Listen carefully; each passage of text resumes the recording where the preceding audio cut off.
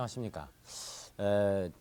최근에 원유가가 많이 내려갔습니다. 그래서 우리 경제에 아주 좋은 영향을 주고 있다. 이것은 우리에게 굉장히 고무적인 일이 아닐 수 없습니다.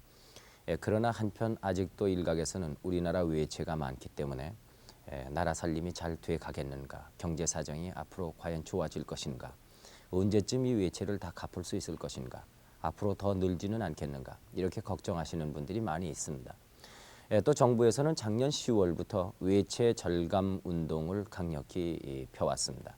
그래서 오늘은 그 외채 절감 운동이 과연 6개월이 지나는 동안에 어느 정도 시료를 거두었으며 또 어느 정도나 앞으로 전망이 있는가, 여기에 대해서 자세히 알아보기 위해 오늘은 특별히 경제기획원의 문희갑 차관께서 나와서 그 답변을 해주시겠습니다. 여러분, 경제기획원 문희갑 차관을 소개해드리겠습니다. 여러분 박수로 맞이해주시면 대단히 고맙겠습니다.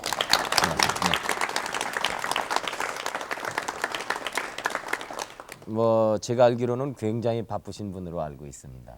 네. 근데 이렇게 나와주셔서 대단히 고맙습니다. 지금 잠시 시청자 여러분께 설명을 드렸습니다만 작년 10월부터 이 외채 절감 운동을 강력히 펴온 것으로 알고 있습니다.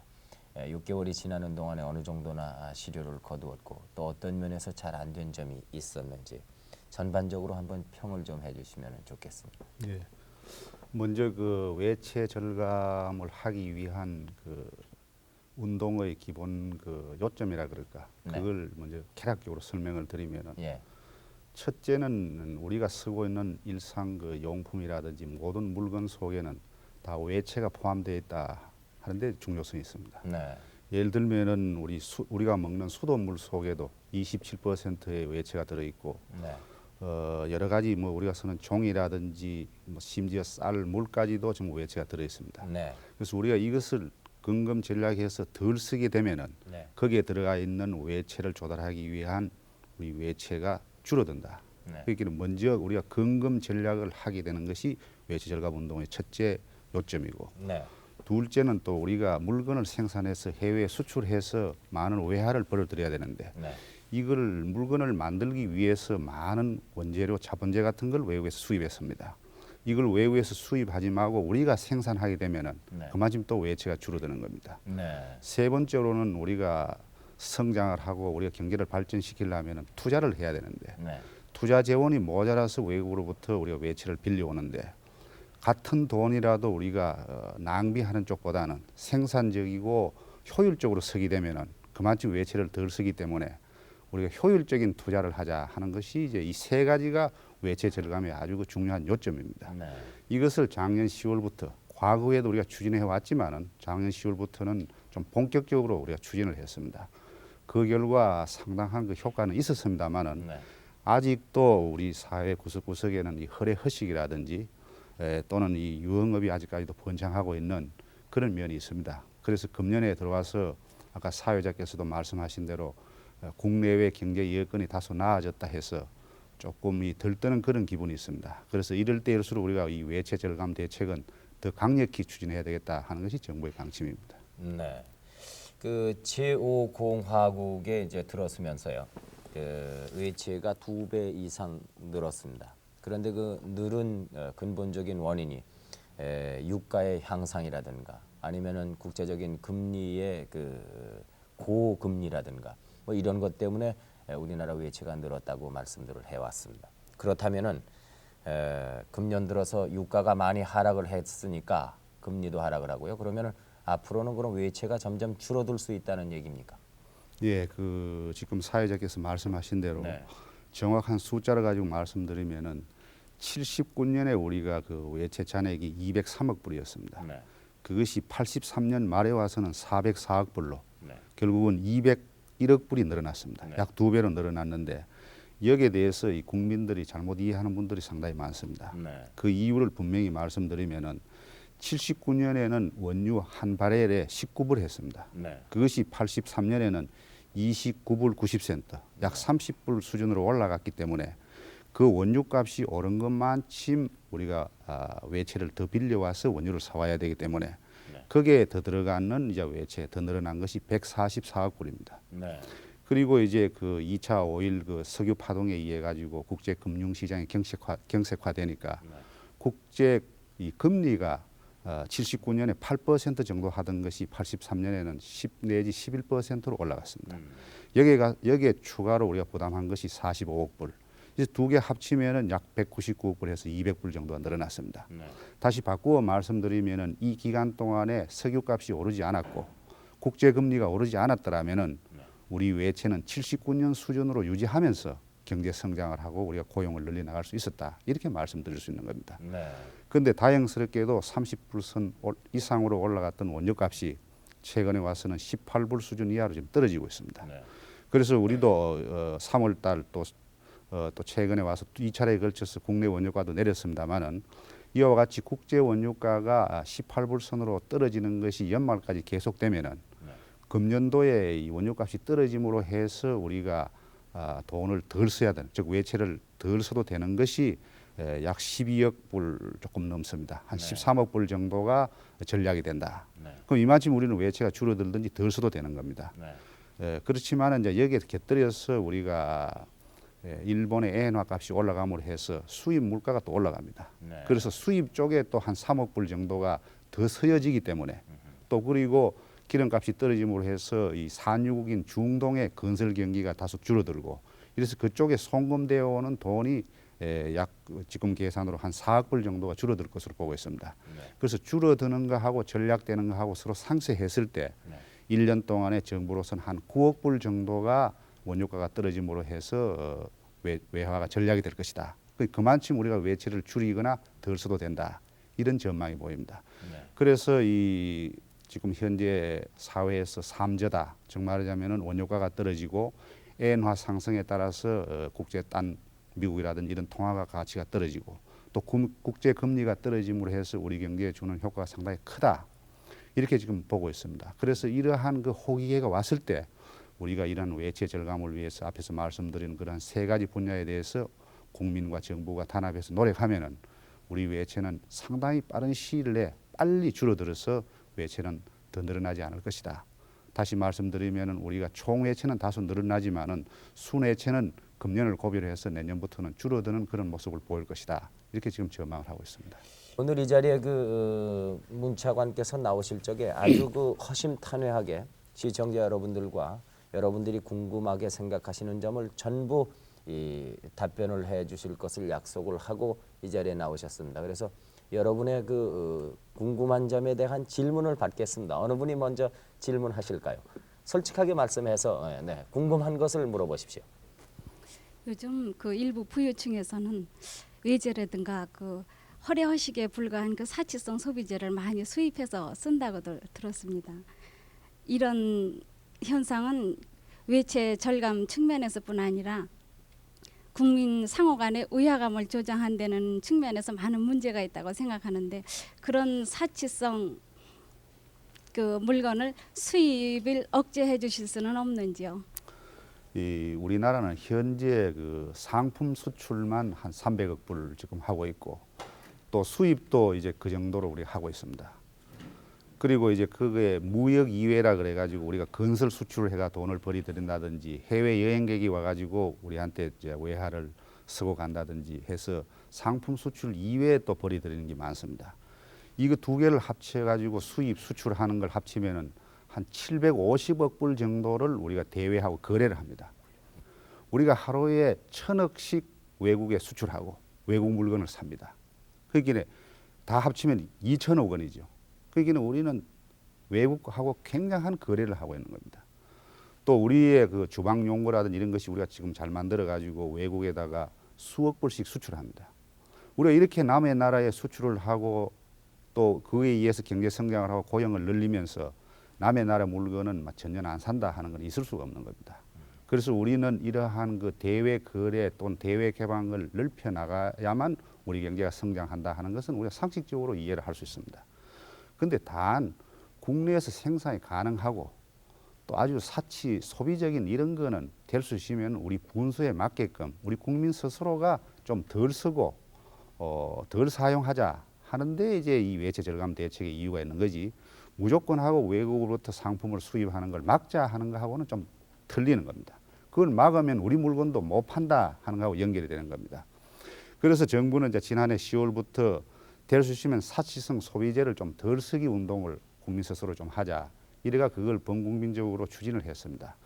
그래서 작년에 전체 수입이 그 전에 비해 가지고 한 1.6% 정도밖에 안 늘었는데 사치성 소비재는 오히려 8.7% 줄어들었습니다. 그 사치성 소비재도 우리가 수입을 해가지고 그걸 가지고 원료로 해서 물건을 만들어가 또 수출하는 게 있습니다. 그것이 이제 21.3%가 늘고 그 이외에 국내에서 순전히 쓰는 이런 사치성 소비재는 85년도가 84년에 비해서 15.2%는 줄어들었습니다. 이게 상당한 그 외채 절감 운동에 국민들이 호응을 하셔가지고 많이 줄어들었는데 그러나 우리가 반성을 해보면 아직도 냄비 같은 것이 30만 불을 지나 들어온다든지 골프공이라든지 이런 우황청심한 약 같은 거라든지 핸드백이라든지 이런 것이 아직까지 들어오고 있는데 들어오는 것 자체는 우리가 아까 처음에 말씀드린 대로 막을 수 없다 하더라도 질이 비슷하고 가격이 비슷하면은 우리 물건을 사주고 또 우리 물건을 사줌으로 해서 기업인들이 더 좋은 물건을 갖다가 생산하고 질을 더 높일 수 있다면은 우리가 이걸 서줌으로 해서 우리 물건을 더 잘 만들어 가지고 결국 우리 물건을 써도 외국 물건을 안 써도 되는 이와 같은 그런 그 운동이 벌어져야만 되지 않느냐. 다시 정리해서 말씀드리면은 우리가 대외 거래를 늘려나가고 그거에 의해 가지고 우리가 성장 발전해 나가려면은 외국 물건도 사줘야 된다. 그러나 우리한테 필요로 하고 우리보다 질이 훨씬 좋은 거는 우리가 쓰지만은 낭비적이라든지 우리와 질이 비슷하다든지 좀 사치적인 것은 우리 스스로가 덜 쓰고 우리 걸 선물해서 우리가 우리 경제를 발전시켜 나간다. 이렇게 이해해 주시면 고맙겠습니다.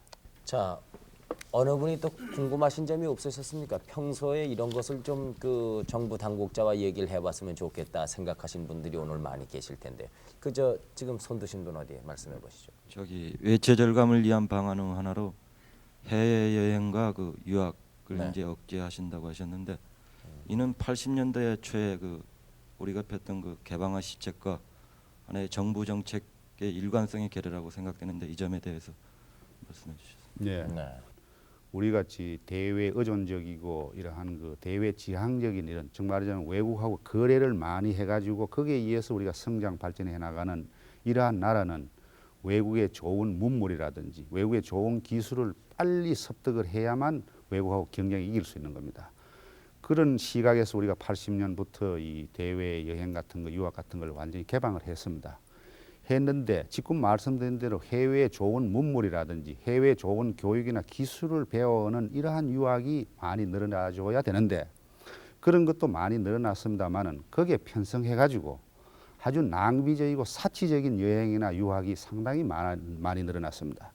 그래서 외채가 많은 나라로서 아까 말씀드린 대로 본연의 개방 시책에 맞는 그러한 유학이나 여행은 좋지만은 낭비적이고 사치적이고 참 어렵게 버리는 외화를 함부로 쓰는 이런 여행이라든지 유학은 좀 규제가 돼야 되지 않겠느냐.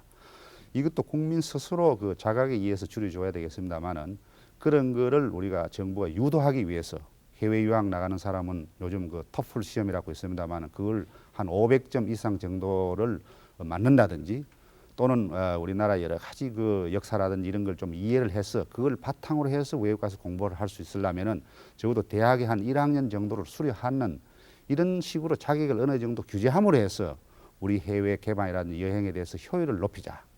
그리고 외국 여행 나가는 것도 가급적이면 생산적이고 좋은 쪽의 여행을 나가고 소비적이고 사치적인 여행은 줄이자. 이것이 이제 지난 10월 달에 추진한 하나의 내용입니다.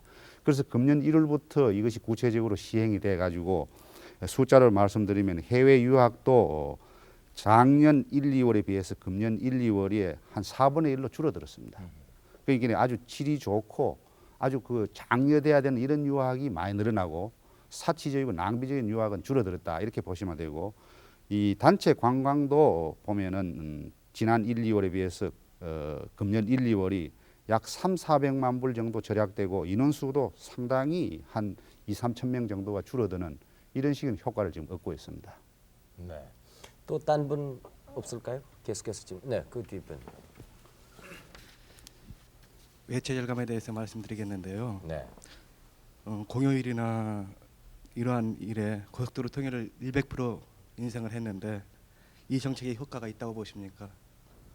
외채 절감은 별 효과가 없고 모처럼 휴일을 즐기려는 여러분들을 부담을 가중시키고 있는 것 같습니다. 자체 폐지하는 게 어떻다고 보는지요? 예, 막 휴일 고속도로를 통행하는 그 승용차의 그 주말 그 활정제 실시에 대해서는 실시 이후에 여러 가지 그 비판도 많았고 지금 질문하신 분과 같이 이걸 폐지하는 것이 좋겠다 하는 그런 의견도 많습니다만은 차제의 이야기가 나왔으니까 우리 국민 여러분들하고 같이 한번 생각해볼 문제라고 저는 생각합니다.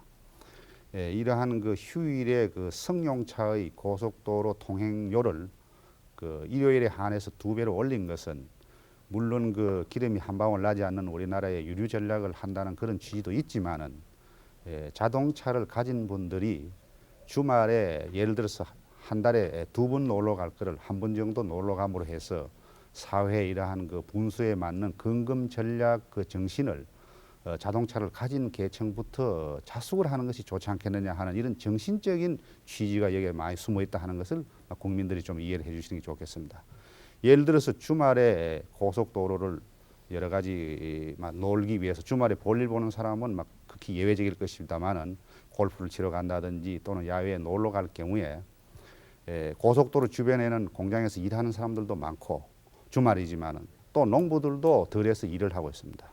예를 들어서 서울서 수원까지 고속도로 통행료가 800원인데 2배로 올리면 1,600원입니다. 그래 800원 더 내고 자기가 휴일을 즐긴다 할 경우에 그 휴일을 못 즐기는 사람들에 대한 그 미안한 면도 많이 본인으로서 느끼는 것이 다소 도움이 되지 않겠느냐 하는 이런 측면도 우리가 한번 생각해 볼 문제라고 생각을 합니다.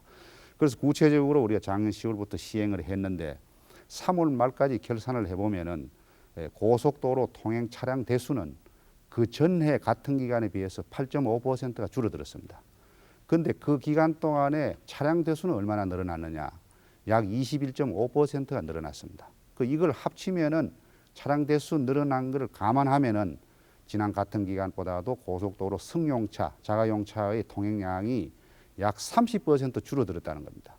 그러면 우리가 소득 수준이 늘어나고 또 국민 생활에 어느 정도 여유가 생긴데도 불구하고 이런 제도를 시행함으로 해서 고속도로 통행 차량 대수가 30% 줄었다는 것은 상당히 자가용을 가진 사람이 다소 소비를 줄이고 여가를 갖다가 상당히 절제한다 하는 그런 것을 내보이고 있습니다. 그리고 또 일부에서 이 비판은 이러한 휴일에 고속도로 이 승차료를 활정제를 실시함으로 해서 기름 소비가 줄어드는 것, 전략되는 것은 얼마 안 되고 오히려 고속도로 통행료 수입만 늘어나는 거 아니냐. 그래서 오히려 통행료 수입을 늘리기 위해서 이런 제도를 시행한 거 아니냐 하는 이런 이제 비판을 하는 분도 있습니다만은 물론 통행료 수입도 많이 늘어납니다. 그런데 이 통행료 수입이 늘어나는 것을 딴 데 쓰는 것이 아닙니다. 저희들이 지금 현재 중부 고속도로 서울 대전 간의 기존 고속도로가 복잡해가지고 지금 건설 중에 있고 또 호남 고속도로를 지금 확장하고 있고 앞으로 몇 년 안에 여러 가지 고속도로를 확장 내지는 신설하지 않으면은 지금 늘어나는 이러한 수송 수요를 갖다가 우리가 만족시킬 수 없습니다. 그래서 대략 볼 것 같으면 앞으로 몇 년 동안에 한 1조 8천억이라는 돈이 필요합니다. 정말 91년까지 1조 8천억이라는 돈은 결과적으로 국민들이 내주신 세금하고 또 고속도로를 총행하는 차량의 통행료를 받는 돈하고 건설을 하는 겁니다. 그래서 우리가 주말 활정제를 실시해가지고 수입이 좀 늘어나면은 그 돈이 결과적으로 일반 국민들이 세금을 내서 건설할 고속도로를 건설하는 데 써지고 또 고속도로를 보수하는 데 써지기 때문에 오히려 요금을 내물해가지고 수입이 늘어나는 것도 이러한 저소득층에 대해서 도움이 되고 또 아까 제가 처음에 말씀드린 대로 외채 절감을 하는데 솔선수범하는 그런 측면이 있지 않느냐. 그래서 이번에 정부가 외채 절감 대책을 추진하는 중에서 제일 중요한 것은 사회 지도층이나 고소득층이나 고위공직자들이 솔선수범해서 우리가 근금 전략을 하고 저축을 정대하는 데 있기 때문에 이러한 주말 고속도로의 승용차 통행료를 이 배로 올림으로 해서 차를 가지는 소득이 다소 높은 계층의 솔선수범에 일하기 때문에 이 운동은 가급적이면은 앞으로 성공적으로 추진되는 것이 바람직스럽지 않느냐 하는 것이 제 생각입니다. 네. 네. 딴 분 또 질문하실 분 안 계십니까? 네. 여성 저쪽에 두 번째 앉은 분 어디? 네. 요즘 물가도 어느 정도 안정되고 저축도 점차로 늘어나고 있다고 제가 알고 있거든요. 근데 이런 정도로 계속된다면은 외채를 쓰지 않아도 되지 않을까 하는 생각이 들어요. 차관님께서는 어떻게 생각하고 계신지 답변을 듣고 싶습니다. 예, 아주 그 좋은 질문을 주셨는데 최근에 이 국민들 저축이 굉장히 많이 늘어납니다. 우리나라가 1년이 지나면은 우리가 인구 억제 사업을 하고 있지만은 60만 이상의 인구가 늘어나고 있고 그 중에는 또 한 40만 정도는 일자리를 줘야 되는 소위 산업 활동 인구가 늘어납니다. 그 사람들한테 일자리를 줘야 됩니다. 막 그 이외에도 우리가 경제를 성장 발전시키고 이렇게 하려면은 우리 경제가 한 6 내지 8% 정도는 성장을 해야 됩니다. 그런데 경제가 성장을 하려면은 잘 아시는 바와 같이 투자를 해야 되는 겁니다. 공장을 짓고 발전소를 짓고 하는 이런 투자를 해야 되는데 그 투자하는 재원이 결국 국민들이 저축해 주는 돈 합계액이 투자입니다. 그래서 우리가 국민 총생산 중에서 소비를 한 70% 하고 30%만 저축을 해주면은 우리 돈으로 우리가 6 내지 8% 성장을 할 수 있는데 과거에는 우리가 저축을 덜 해주고 또 저축을 할 여력이 없었기 때문에 부득이 우리가 저축한 거에서 부족한 것을 외국으로부터 외채를 도입해가 충당을 해가지고 우리가 30% 정도 투자를 한 겁니다. 그런데 아까 질문하시는 대로 81년만 보더라도 소비자 물가가 21.3% 올랐습니다. 그런데 금리가 얼마였냐 하면 18.8%였기 때문에 돈을 은행에 넣어 놓으면은 실질 금리가 보장이 되지 않았다. 즉 말하자면 물가보다도 2.5%나 금리가 떨어지기 때문에 은행에 돈을 갖다 넣는다는 것은 손해 봤다 이겁니다. 그래서 사실은 저축이 현실적으로 이루어지기가 어려웠던 것입니다. 그런데 최근에 와서 물가가 1, 2%로 안정이 되니까 85년 즉 작년에는 우리 물가가 소비자 물가가 2.5% 상승을 했습니다. 그 반면에 금리는 명목 금리는 10%였기 때문에 물가 오른 걸 제외하면은 실질 금리가 7.5%. 이런 것은 과거에 없었던 실질 금리 보장입니다. 그러니까 저축이 엄청나게 늘어나 가지고 지금 국내 저축률이 과거에 81년에 볼 것 같으면 국내 저축이 20.5%밖에 안 됐어요. 그래서 아까 제가 말씀드린 대로 30% 투자를 하기 위해서 9.8%를 해외 저축, 정말 외국에서 차관을 빌려와 가지고 외채를 빌려와 투자를 했는데 작년에는 총 우리가 31.2%나 투자를 했는데 그중에 국내에서 국민들이 저축해 준 거, 기업이나 정부가 저축한 것이 28.4%고 해외 외채를 가져온 거는 3.1%에 불과했습니다. 그런데 금년에는 우리가 30%를 투자하려고 그러는데 전부를 우리가 저축한 걸 가지고 투자를 하려고 합니다. 그러니까 금년에 처음으로 우리가 자력 성장을 하는 겁니다. 우리 힘으로 우리가 성장을 하고 외채는 안 가져오는 겁니다. 자, 그렇다면은 외채는 한 푼도 안 늘어나느냐? 그렇지는 않습니다. 우리가 외채를 늘어나는 것은 이와 같이 투자를 하기 위해서도 우리가 외채를 가져오지만은 그 이외에 우리가 외환 보유고라 그래서 외국에 우리가 물건을 사고 대금을 지불하기 위한 그 지불 준비금으로 우리가 가지고 있습니다. 그래서 지불하는 돈이 크지만 커질수록 거기에 비례해 가지고 외환 보유고를 더 많이 가지고 있어야 되기 때문에 거기에 필요한 일부 돈하고 또 우리가 선박이라든지 또는 큰 이 프렌터 같은 공장 같은 걸 해외에다 수출하게 되면은 외상 수출을 합니다. 우리가 물건을 월부로 사오는 식으로. 그래 물건은 수출해 놔놓고 돈은 나중에 천천히 받으니까 천천히 받는 것만큼 돈이 미리 필요한 겁니다. 그러나 우리는 그 대외 채권을 가지고 있으니까 실질적으로 돈을 갚을 부채는 아닙니다. 또 아까 외환 보유고도 외국에 돈은 빌려왔지만 돈은 가지고 있으니까 갚아야 될 돈은 아닙니다. 이와 같은 대외 자산이나 또는 대외 지불을 위한 준비 자산으로 일부 필요한 돈만 금년에 가져오고 우리가 성장 발전하기 위한 투자를 위한 돈은 이제 처음으로 외국에서 안 가지고 우리 힘으로 한다. 이렇게 이해하시면 됩니다. 그래서 금년이 고비가 돼 가지고 내년부터는 우리가 외채가 순외채가 줄어들고 총외채는 좀 늘어납니다만은 그런 식으로 간다 하는 것을 말씀드릴 수 있겠습니다. 네, 근데 요즘 그 삼조 시대라는 말을 아까 그 문차관께서 쓰셨습니다만은 이 정부에서 그 삼조 시대를 많이 홍보해서 그런지 그 물가가 이제 앞으로는 그 아주 그 싸질 것이다. 외국에서 들어오는 물가가요. 뭐 기름도 싸지고 금리도 싸지고 그러니까 우리 경제 형편이 굉장히 호황을 맞지 않겠는가.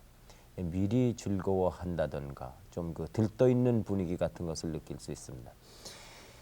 삼저 현상이라는 것은 우리나라에만 그렇게 그 유리하게 작용하는 것은 아니지 않겠는가 싶습니다. 예를 들자면은 국제적으로 채무가 있다든가 아니면은 또 원유를 사다 쓰지 않으면 안 된다든가 이런 국가들은 모두가 그 혜택을 받는다고 볼 수 있는데 특히 우리만 이것을 그렇게 좋아할 일이 아니지 않겠는가 이런 생각도 드는군요. 아주 좋은 말씀이신데요.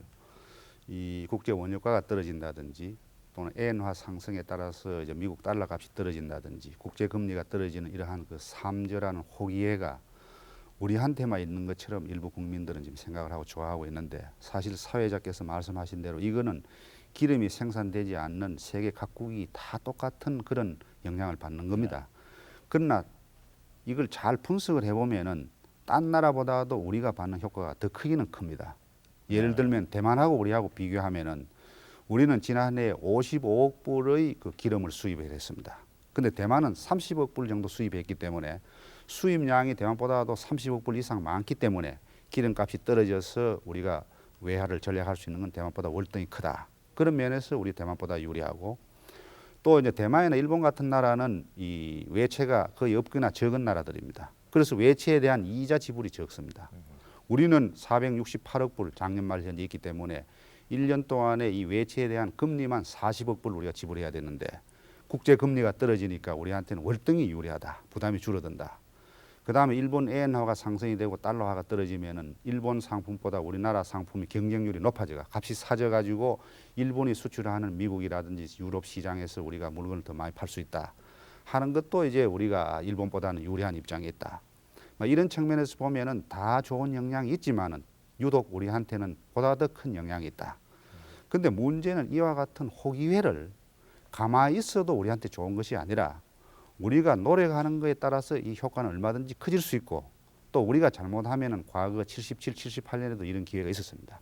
그때 우리가 잘못 국민들이나 정부가 잘못 운영을 해가지고 별 효과도 없고 우리 경제에 오히려 좋지 않은 영향만 줬습니다.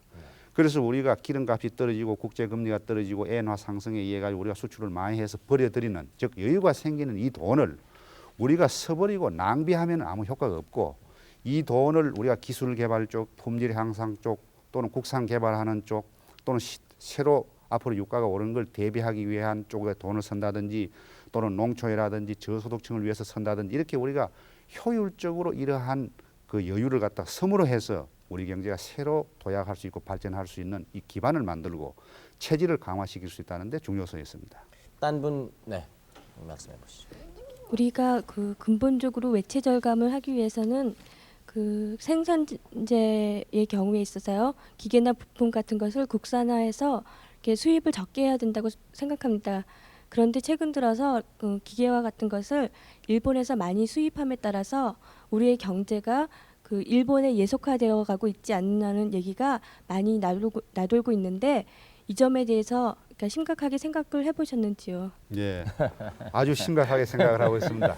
예, 숫자로 가지고 말씀드리면은 그 아까 말씀드린 대로 지난해 우리가 외국으로부터 물건을 수입한 데 들은 총액이 정말 좀 값으로 따지면은 311억 불 수입을 했습니다. 이것은 그 81년에 261억 불에 비해서 약 그 81년에 261억 불에 비하면 평균적으로 해가지고 그 기간 동안 즉 81년부터 85년까지 매년 4.5%씩 늘어난 겁니다.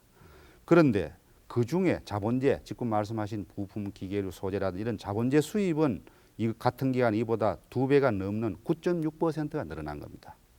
그 속에서도 일본으로부터 수입한 자본재는 11.7%나 늘어났기 때문에 사실 일본으로부터 자본재를 우리가 많이 수입을 하고 있는 겁니다. 그래서 우리는 이걸 어떻게 하면 우리가 국산화로 해가지고 일본으로부터 수입하지 않도록 몸부림을 쳐왔는데 경쟁이 되지 않았다. 즉 일본으로부터 수입하는 것보다 우리가 생산하는 것이 비싸가지고 우리가 지금 고전을 해왔는데 아까 말씀드린 대로 일본의 엔화가 상승이 된다는 것은 우리보다도 일본에서 생산한 물건값이 비싸진다는 이야기와 같은 거기 때문에 과거에 어떤 물건을 일본으로부터 10만 원으로 수입했고 우리가 생산하는 데에 13만 원이 들었다 하면은 우리가 생산할 수 없었다 이겁니다. 근데 일본 돈값이 올라가서 일본은 이제 15만 원 아니면 생산을 못 한다. 그러면 우리 13만 원에 생산해내도 일본에 수입 안 하고 우리가 쓸 수 있는 이런 여건이 된 겁니다. 그래서 이 기회에 우리가 일본으로부터 수입하던 부품, 기계, 소재를 갖다 국산화할 수 있는 절로의 기회입니다. 그래서 우리는 정부가 이 대책위원회를 만들어가지고 연일 지금 머리를 짜고 기업인들하고 손을 맞잡고 지금 이쪽에 최선을 다하고 있습니다. 그래서 아까 유가가 떨어지는 데 있어가지고 떨어지는 것만치 국내 유가나 관련 제품을 내려가지고 우리가 소비해버리는 것보다는 일부 기금을 만들어가지고 그 돈을 이렇게 부품, 기계를 국산한 쪽으로 지원해줘가지고 국산화를 하려고 합니다. 그런데 우리가 여기서 정신을 차리고 보다 더 우리가 노력해야 될 것은 일본이라는 나라는 참 무서운 나라입니다. 굉장히 열심히 하는 나라고 빈틈이 없는 나라이기 때문에 자기가 엔화 가치가 상승에 대해서 10만 원에 생산하던 것이 15만 원 됐다 하더라도 어떻게 하든지 기술 개발 노력을 하고 자기 임금을 덜 올리고 허리띠를 졸라매 가지고 다시 10만 원에 생산하는 식으로 갈 수 있는 그런 충분한 민족이고 나라입니다. 그래서 그것이 이제 어느 정도 걸릴 것이냐, 6개월이 걸리냐, 1년이 걸리냐, 시간 문제인 겁니다. 그래서 그 시간 이전에 우리가 국내에서 이걸 개발하고 생산해야 되는데 우리가 정신을 차려야 되는 겁니다. 우리가 엄벙덤벙하다 시간을 놓쳐버리면은 우리가 15만 원 생산하면 자기 또 10만 원에 우리한테 수출을 하게 되면 우리는 또 헛고생을 하게 되는 겁니다. 여기에 우리 정부, 기업, 국민들이 합심해서 노력해가지고 기술 개발하고 품질 향상해가 이걸 생산을 하고 또 대기업 수요자들은 국내에서 생산한 것이 외국제보다도 질이 거의 비슷하다든지 값이 다소 비싸더라도 국내에서 생산한 걸 사주고 하는 이런 상호 협력하는 이런 자세가 어느 때보다도 필요한 겁니다. 그래서 우리가 이런 식으로만 극복하면은 일본으로부터 수입하는 많은 이러한 기계 부품 소재를 우리 국산화가 가능하다. 또 가능할 것으로 믿고 지금 정부가 추진하고 있습니다. 아직도 우리 주변에서는요, 네. 룸사롱이나 사우나탕, 네. 그리고 뭐 캬바레 같은 거 네. 그러한 향락 산업이 번창해가고 있는 것 같아요. 네. 우리 정부에서는 이러한 것을 모두 방치해두고 있는 것 같은데 이러한 점은 어떻게 생각하고 계시는지요? 그런데 이 문제는 우리가 여러 시각에서 좀 검토가 돼야 될 것 같습니다. 네. 첫째는 이 향락 산업이라는 것이 사실은 아까 제가 말씀드린 대로 우리가 저축한 거는 적은데 네. 또 외채까지 빌려 가지고 투자를 해야만 우리가 경제가 성장이 되고 발전되는데 이 돈을 우리가 먹고 즐기는데 투자를 하면은 그만큼 낭비가 되고 또 그만큼 새로운 투자를 위해서 외국서부터 외채를 가져와야 되기 때문에 이런 쪽은 가급적이면은 우리가 근검 전략해서 줄여주는 것이 바람직합니다. 그래서 이 외채 절감 대책에서도 이걸 상당히 중요한 분야로 생각해가지고 쭉 우리가 해왔습니다. 해왔고 그 전부터도 우리가 이쪽에서는 상당히 그 신경을 썼는데 숫자 가지고 말씀드리면은 80년 말에 그 유흥음식점이 예를 들어서 190개가 있었는데 이게 84년 말에 와가지고는 940개로 늘어났습니다. 그래서 84년부터 우리가 이러한 그 소위 투자의 효율화, 생산 설비 쪽에 투자를 하고 이러한 서비스라든지 향락 쪽에 투자를 안 한다 하는 이런 조치를 취하고 또 외채 절감 대책을 취한 결과 86년 2월 말 현재 이러한 유흥음식점 수는 약 1000개로서 84년 수준하고 비슷한 수준으로 지금 가고 있습니다. 별로 많이 안 늘어났다 과거에 비해서. 그리고 사우나도 84년 말 현재 40개에서 지금 2월 말 현재 44개로서 거의 비슷한 수준에 와 있고 딴 이런 그 향락업소도 그런 상태에 지금 자제는 되고 있습니다. 근데 이제 문제는 어디에 있느냐 하면은 우리가 이러한 그 향락업소라든지 이런 업소가 당초에 정부가 허가한 기준이라든지 또 우리가 해외 관광객들이 수백만이 몰려오고 있기 때문에 건전한 관광업소는 또 육성을 해야 됩니다. 또 우리가 소득 수준이 높아지면은 또 어느 정도 즐길 수 있는 기회도 줘야 되는 겁니다. 그런데 분수에 넘는 시설을 한다든지 분수에 넘는 요금을 받는다든지 하는 거 이것이 이제 사회의 여러 가지 경제의 문제를 일으키고 우리 병폐를 가져오는 겁니다. 정부가 단속하자는 것이 완전히 유흥업소를 없애버리겠다 또는 사우나탕을 없애버리겠다는 게 아닌 겁니다. 이거는 건전한 수준에서 국민들이 건전하게 즐길 수 있는 수준으로 우리가 발전시켜 나가고 또 그 분수 범위 내에서 우리가 활용하자.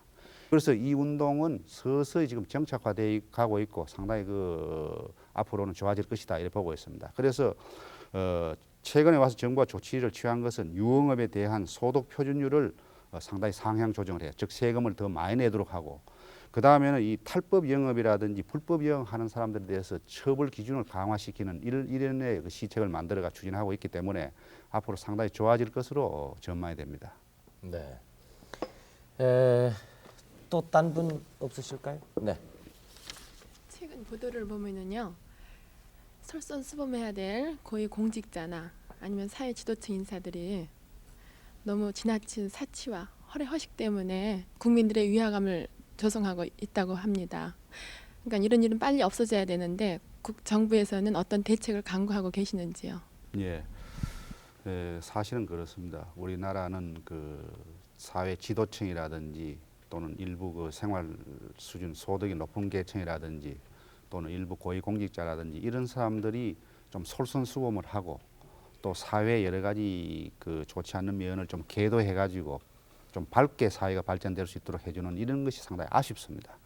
그런 일을 해주시고 솔선수범 해주실 일부 이 상층부에 있는 사람들이 이 지나치게 이 좀 그 허례 허식을 많이 한다 하는 해서 국민들 지탄을 받고 있는 것도 사실입니다. 그래서 최근에 정부는 막 이런 데 착안을 해가지고 경조사 시에 화환 정정 같은 걸 기준을 만들어 가지고 공직자들이 솔선수범을 할 수 있도록 이렇게 강력한 기준을 만들어가 시행을 하고 있습니다.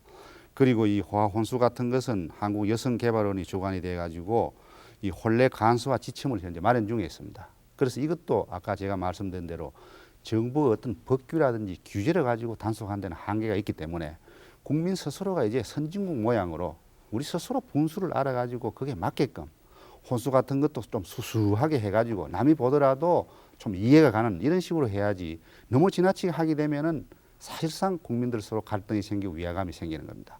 그래서 이런 문제도 사회 전체 분위기가 그런 식으로 가는 운동으로 번져나가줬으면 하는 것이 정부가 생각하는 거고 또 정부도 그걸 유도하기 위해서 각종 기준을 만들어 가지고 지금 추진해 나가고 있다. 이렇게 이해해 주시면 고맙겠습니다. 이 요즘 그 인스턴트 식품이라든가 각종 그 편리한 생활용품이 많이 그 개발이 되고 있습니다. 특히 그 플라스틱 제품 같은 게 많거든요. 근데 이제 방송을 하다 보면은 시청자 여러분들이 이런 걸 많이 물어옵니다. 어째서 그런 것을 그렇게 쉽게 다 버리느냐? 맨 그 어디 가면은 그저 빈 병이요, 빈 이런 캔이고 종이컵이고 뭐 플라스틱 컵인 이런 것을 마구잡이로 버리는데 그것도 역시 자원이라고 생각을 하면은 거기에도 외채가 포함이 돼 있을 텐데 그것을 어떻게 재활용하는 방법이라든가 그것이 없겠는가 이런 질문은 아주 많이 들어오고 있습니다. 그걸 지금 현재 정부가 하고 있습니다. 그런데 조금 늦은 면이 있습니다. 소득 1인당 소득 수준으로 봐서 일본, 독일이 우리보다도 5배, 6배 높습니다. 그런 부자 나라도 그 가정에 보면은 이 신문 용지 하나도 안 내버립니다. 주부들이 차곡차곡 사고 잡지 같은 것도 사놨다가 그걸 다 고지로 활용을 합니다. 그리고 이제 이 기계에서 빼먹는 이 저 커피 같은 이 종이컵 이거 하나 안 버립니다. 다 재활용을 하는데 우리는 이렇게 되겠느냐? 우리 여러 가지 분수라든지 우리 처지로 봐서 그래서 정부는 우선 그 공병, 빈병부터 이 환수하는 제도를 지금 시행을 해가지고 보증금 제도라 그래가 지금 실시를 하고 있습니다. 그래서 연간 그 빈병 보증금 제도 실시에 의해 가지고 382억 원을 지금 전략합니다. 어마어마한 돈입니다. 빈병을 내버리면은 그 내버리가 382억만치 손해 볼 뿐 아니라 이 공해를 불러일으킵니다. 깨진 병이 여러 가지 다친다든지 또 자연을 망친다든지 이런 게 있기 때문에 이거는 상당히 그 일거양득이랄까 이런 여러 가지 측면이 있기 때문에 이런 식으로 하고 있고 또 현재 이 고지 같은 것도 활용할 수 있는 여러 가지 그 제도적인 장치를 마련하고 있습니다. 어떻게 회수를 하고 이걸 사용했을 때 외국에서 수입하는 것보다도 어떻게 가격 경쟁이 되느냐 하는 걸 지금 연구를 해가지고 점진적으로 지금 추진해 나가고 있고 종이컵 같은 것도 그 경북 금능군 그 황윤석 씨라는 사람이 아이디어를 정부에다 제공을 했습니다. 정말 말하자면 6, 7억 개가 지금 종이컵이 버려지고 있는데 그중에 2분의 1만 우리가 회수해도 3억 원 정도 절약이 가능합니다.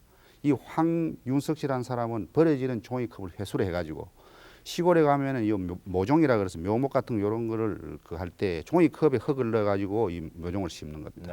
그래서 이걸 종이컵을 활용하면 되는데 그 대신에 나와 있는 제품인데 그걸 돈을 주고 사서 하는 겁니다. 그 돈을 주고 사서 하는 것보다 버려진 이 종이컵을 쓰게 되면은 이렇게 돈이 절감이 되고 자원을 갖다 우리가 재활용할 수 있는 겁니다. 그래서 여기에 착안을 해가지고 지금 여러 가지 그 아이디어를 갖다 수집하고 있습니다. 그래서 국민들이 다소 불편하더라도 이런 쪽에 서로 협조를 하고 우리가 폐지 같은 거라든지 이런 걸 모아놨다가 나중에 회수하러 오면 그걸 주는 이런 여러 가지 성의를 보이고 노력하게 되면은 상당히 우리도 이 폐자원을 갖다 활용할 수 있지 않겠느냐 이렇게 지금 생각하고 있습니다. 최근에 그 국제 시장에서 그 원두값이 상승을 했다 이렇게 들었습니다. 그것에 대해서는 무슨 대책이 있으십니까? 저희 나라가 이 커피를 마시기 위해서 들어오는 그 원두 들어오는 것이 금액으로 따지면 지난해 한 4천만 불 정도 됩니다. 우리나라 돈으로 한 400억 원 정도 된다고 보는데 지금 사회자께서 말씀하신 대로 작년에 그 원두 주 생산자인 브라질 이쪽에 한발이 심해가지고 지금 생산이 상당히 지금 감소될 것으로 지금 예상하고 있습니다. 그 추세로 보면은 이 국제 가격이 그 84년 12월에 파운드당 144센트 하던 것이 지금 262센트니까 2불 62센트까지 지금 82%는 지금 값이 올랐습니다. 그래서 국내 이 원두값도 상당히 가격이 오를 것으로 봅니다. 수입 가격이 올라가니까. 그래서 4천만 불 정도 수입하던 것이 이대로 가면은 그 1억 불 가까운 돈이 이 커피를 마시기 위해서 원두 수입하는 데 써지지 않겠나 이래 보고 있습니다. 물론 막 커피를 마시지 마자 하는 건 아닙니다. 그거는 뭐 커피도 우리가 필요한 경우에는 마시고 이러지만은 우리의 체질이라든지 우리의 음식이라든지 이런 거를 고려해 볼 때 막 커피도 마시지만은 우리 국산차도 우리가 좀 육성을 해줘 가지고 좀 보급이 돼야 되지 않겠느냐. 그래서 그 국산차를 생산하고 제조한 업체에 물어보면은 이 수요가 너무 적기 때문에 경제 단위가 안 돼서 비싸다 이런 이야기를 하고 있습니다. 그래서 차제에 우리가 체질이 우리 국산차 체질에 맞는 국민들은 협조해서 국산차를 마셔주면은 국산차도 앞으로 상당히 낮은 가격으로 보급이 될 수 있지 않겠느냐.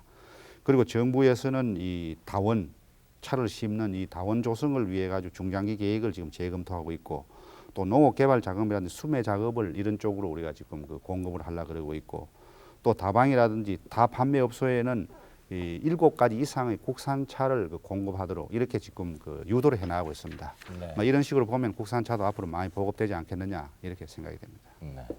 또 어느 분이 좀 말씀드리겠습니다. 예, 뒤에서 지금 말씀하시는 분. 네. 좀 전에 차관님께서 폐기품 재활용이란 그 문제 전적으로 동감합니다.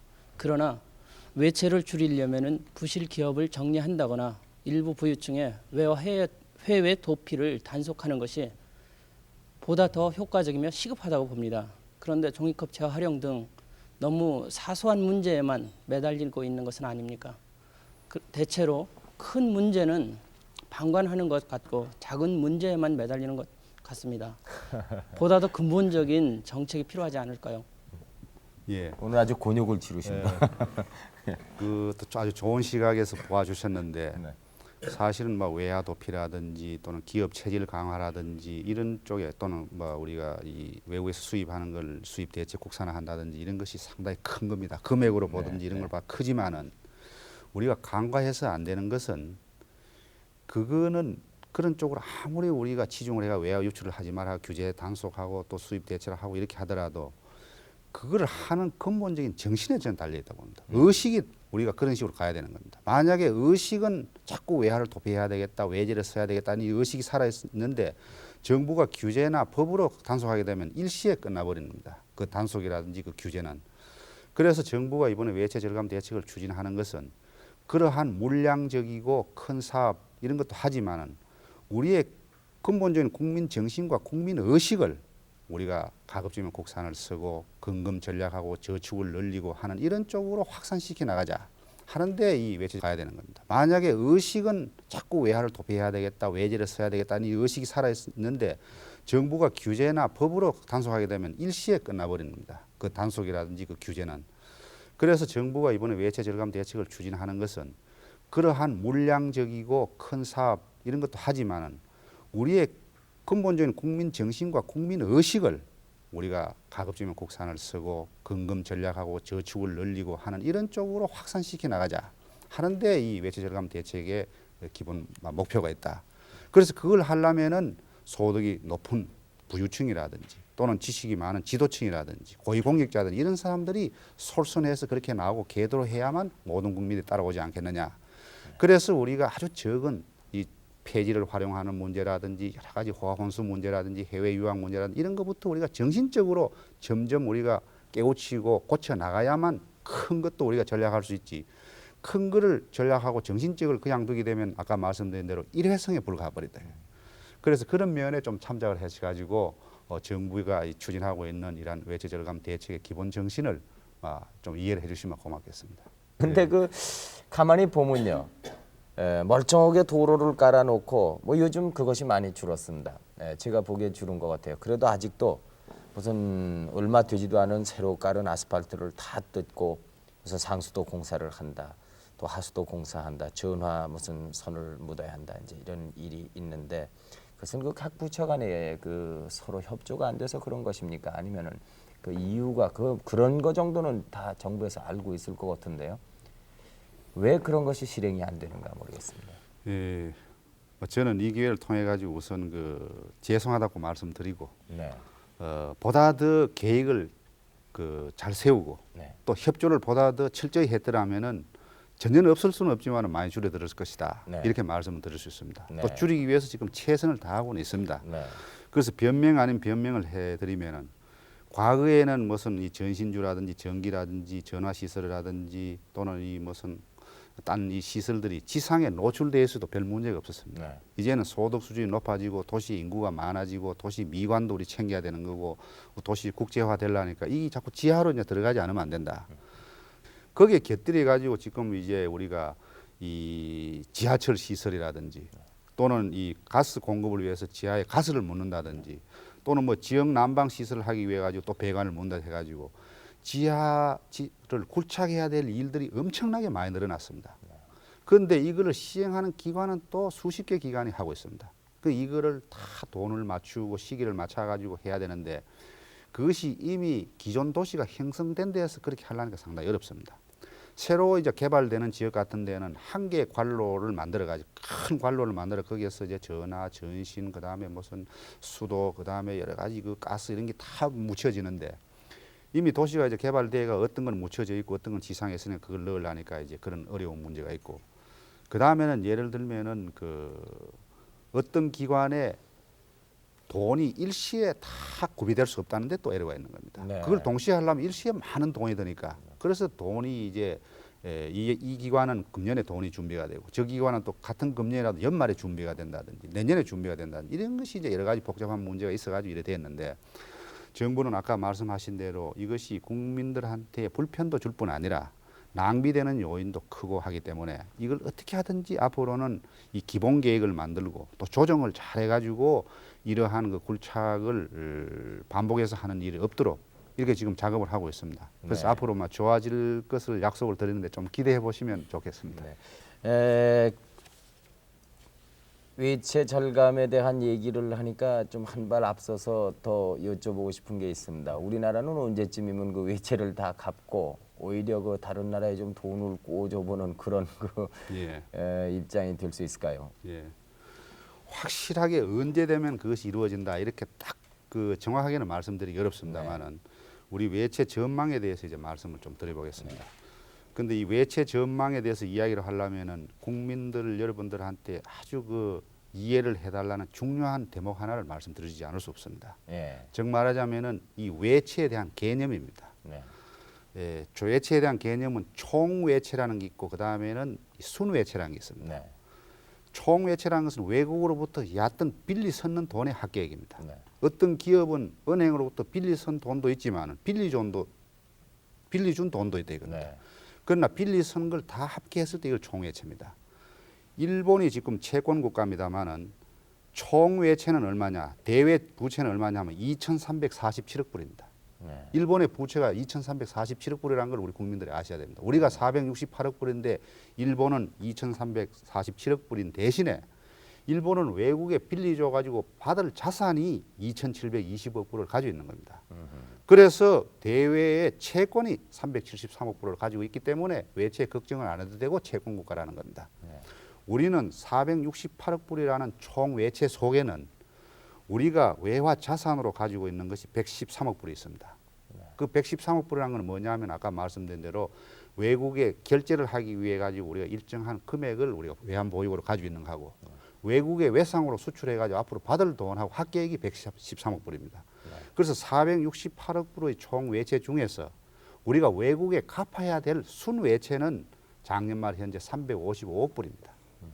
그래서 앞으로 우리가 이 지금 여러 가지 이 국제 경제 환경이 좋아지고 또 우리 국민들이 단합해 가지고 외채 절감 운동을 전개하게 되면은 내년을 고비로 해 가지고 외국에 갚아야 될 순외채는 계속 줄어듭니다. 그러나 우리가 이제 앞으로 막 큰 공장도 수출하고 많은 큰 이런 연불 수출, 정말 외상 수출할 게 굉장히 많아지고 우리 경제 규모가 크짐으로 해서 우리가 대외 지불 준비금을 많이 가져야 되기 때문에 외자는 계속해서 들어옵니다. 그래서 총 외채는 1990년까지 늘어납니다만은 우리가 외국에 갚아야 될 순외채는 내년을 고비로 해가지고 점점 줄어들어가지고 1991년에 가면은 작년 말 현재 355억 불의 순외채가 외국에 갚아야 될 외채가 293억 불로 줄어듭니다. 그리고 총 외채는 1990년까지 520억 불로 늘어났다가 91년에 가서는 3억 불이 줄어들어 가지고 517억 불로 이제 줄어듭니다. 그래서 이런 추세, 이건 아주 보수적으로 아주 거하게 본 겁니다. 그러나 우리가 더 노력하고 국제 여건이 더 좋아지면 이보다 훨씬 앞당길 수 있는데, 아무리 우리가 보수적으로 거하게 보더라도 1990년대 중반, 1995년에서 2000년 그 사이에 가면은 우리는 순회체는 다 없어지고 외국의 빚을, 소위 말해 외국의 돈을 빌려주는 채권국이 된다, 이렇게 지금 보고 있고, 이건 막 우리가 보는 것이 아니고 외국의 아주 국제 그 경제 연구소라든 전문가들이 그렇게 지금 현재 전망을 하고 있습니다. 뭐이 외채 절감과는 관계가 없는 질문이 되겠습니다만은, 이왕에 나오셨으니 남북 그 경제 회담에 우리 그 수석 대표로 수고를 하고 계신데 그 전망은 괜찮습니까요? 예, 그 남북 이 경제 회담이라든지 남북 대화는 이 인내와 성의를 가지고 막 꾸준히 추진돼야 된다고 저는 생각을 합니다. 특히 우리나라는 이 경제 문제에 관한 하는 이 체제라든지 이념에 관계없이 세계 어느 나라하고도 문을 열어놓고 협력을 강화하려고 지금 노력하고 있습니다. 그렇기 때문에 뭐 이런 차원에서 봤을 때 남북 간 같은 동포끼리 경제 교류를 추진하는 것은 그 아주 소망스러운 일이라고 저는 생각을 합니다. 그래서 남북 간의 이 물자 교류를 하고 경제 협력을 하는 것은, 이것이 만약 이루어진다면은 우리 민족의 화합과 번영에 크게 기여할 뿐 아니라 특히 온결의가 염원하는 평화 통일의 기반을 조성하는 데 아주 그 좋은 계기가 될 것으로 저는 생각합니다. 지금까지 국민들이 아시는 바와 같이 5차례의 우리 경제 회담을 했습니다. 그래서 여러 가지 의견이 일치되는 것도 많았고, 또 의견이 지금 다소 틀리는 것도 앞으로 우리가 노력을 하고 성실히 하면은 의견이 좁혀질 것으로 저희들은 생각하고 있고, 또 가까운 시일 내에 6차 경제 회담이 조속히 이루어질 것으로 우리는 희망을 좀 하고 있습니다. 그래서 앞으로 저도 성실한 자세를 가지고 열심히 한번 해볼 생각입니다. 그래서 국민들도 인내심을 가지고 좀 봐주시고, 또 회담이 성공할 수 있도록 좀 적극적으로 밀어주시면 고맙겠습니다. 네. 끝으로 그 외채 절감을 위해서 이 시간에 못다 하신 말씀이 있으시면은 말이죠, 우리 시청자 여러분들이 알기 쉽게 간략하게 좀 한마디 더 해주시면 좋겠네요. 아주 저는 이렇게 생각합니다. 우리나라는 그 지난 25년, 즉 금년 되면은 5차례에 걸친 5개년 경제개발 계획이 끝납니다. 그래서 그걸 처음 시작했던 50년대 말 60년대 초에는 지금 일부 새로운 세대들은 모릅니다만은 보리가 채 익기 전에 보리를 보리 그 상태로 삶아서 우리가 먹지 않으면은 생존을 유지할 수 없었던 보리고개가 60년대 초까지 있었습니다. 그 어려운 여건 속에서 우리가 비싼 이자를 주고 외채를 빌려와 가지고 경제 개발을 해서 아직까지 여러 가지 문제는 많이 안고 있습니다만, 총체적으로 봐가지고는 자동차의 왕국인 세계 최선진국인 미국에다가 우리 자동차를 15만 대 이상 수출하는 이런 신흥국가가 된 겁니다. 그런데 이와 같은 이 눈부신 성장 발전을 한 것은 돌이켜 보면은 이 자원이라든지 지리적으로는 우리보다 좋은가 모르지만은 사람만의 비교를 해볼 때는 우리보다 못하거나 비슷한 사람들하고 경쟁해가지고 우리가 승리한 겁니다. 그런데 우리가 이 단계를 벗어나서 모든 국민이 골고루 잘 사는 복지국가를 건설하는 이런 선진경제나 선진국가가 되려면은 그런 나라가 하고 경쟁하는 것이 아니라 이미 선진국을 이룩한 일본이나 미국이나 구라파, 독일 같은 나라들하고 경쟁을 해야 되는데 문제가 있는 겁니다. 이런 나라하고 경쟁을 하려면 기술도 중요하고 품질 향상이라든지 여러 가지도 중요하지만은 국민들의 의식 수준이 가장 중요하다. 그래서 국민들 의식 수준이 선진국 의식 수준에 가까운 식으로 우리는 이 수준을 올리지 않으면 안 되는데 어려움이 있지 않느냐. 그런 측면에서 봤을 때 우리 사회의 여러 가지 지도층들이 좀 솔선수범하고 국민들을 계도해가지고 의식 수준을 올려야만 우리는 선진국이 될 수 있다. 그런 측면에서 이 외채 절감 운동도 그런 차원에서 국민들이 봐주시고 협조를 해가지고 외채 절감 운동이 성공될 수 있도록 부탁을 드리는 것으로 끝내겠습니다. 네. 그 1차 대전이 끝난 후에 독일 국민들이 말이죠, 그 담배를 피우고 싶은 사람이 길거리에서 성냥을 한같이 빼서 들고 있으면은 그 담배 피울 사람이 5명이 모이면은 그 성냥을 한같이 켜가지고 돌려가며 담배불을 붙임으로써 성냥을 그 절약했다 하는 얘기를 들은 적이 있습니다. 사실 따지고 보면 뭐 성냥 한 가치를 아끼고 2가치를 아끼는 것이 얼마나 그 국익에 도움이 되겠습니까? 그거 사실 별것 아닙니다. 그러나 그런 마음의 자세가 굉장히 그 돈으로 살 수 없고 우리가 실천하기 어려운 것이기 때문에 오늘 그 정부를 대표해서 경제기획원의 차관께서 나오셔서 쭉 말씀하셨지만은 이것을 들으신 국민 여러분들이 얼마나 자기 것으로 생각을 하고 이해를 해주시는가가 문제가 있을 것 같습니다. 우리도 그 마음가짐부터를 우리가 외국에 빚을 주고 받아야 하는 그런 나라로 하루빨리 돼야 우리의 자손들이 떳떳하게 살 수 있다. 이런 그 짐을 지고 있다. 이렇게 생각을 하시고 외채 절감에 모두가 다 노력을 해주시면 좋겠습니다. 특별한 방법이 없습니다. 절약하시면 되는 것이죠. 오늘 나와서 이 바쁜 시간에 말씀을 해주신 경제개혁원의 문희갑 차관께 대단히 고맙다는 말씀을 드리고 오늘 아주 질문을 많이 해주신 시청자 여러분도 대단히 고마웠습니다. 밤늦은 시간입니다. 오늘 11시에 만납시다. 여기서 작별 인사를 드리겠습니다. 여러분 안녕히 주무십시오.